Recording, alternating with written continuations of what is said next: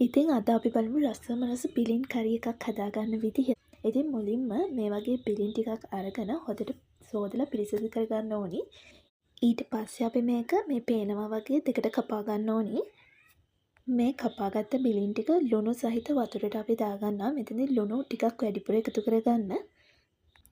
මේ බිලින් ටික අපි විනාඩි 10ක් විතර මේ වතුර එකේ තියලා තියෙනවා.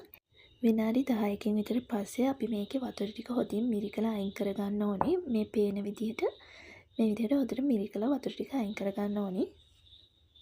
මේ තියෙන මේ විදිහට මිරිකගත්ත බිලින් ටික ඇදලියක් ලිපේ තියාගෙන ඒකට තෙල් මේස හැන්දක් විතර එකතු කරගෙන තෙල් ටික රත් වීගෙන එද්දි අප උළුහල් සෝදුරු ටිකක් එකතු කරගන්න. ඒකටම අපි කපාගත්ත සුදු ලුණු බික් දෙක තුනක් රතු ලුණු ගෙඩි 6ක් 7ක් මෙතනදී ඔයාලා ලුණු ටිකක් වැඩිපුර එකතු කරගන්න. ඒකටම අපි අමු මිරිස් රම්පේ කරපිංචා ටිකත් එකතු කරගෙන මේ ටිකක් ටෙම්පරාදු කරගන්නවා. ඊළඟට මිරිස් කුඩු ඔයගොල්ලෝ කන සැර ප්‍රමාණය අනුව එකතු කරගන්න. මම මෙතනදී මිරිස් කුඩු තේ හැදි එකමාරක් එකතු කරගන්නවා. ඒකටම අමු තුන පහ තේ හැන්දක් එකතු කරගෙන මේක විනාඩියක් විතර හොඳට තෙලේ ටෙම්පරාදු කරගන්නවා.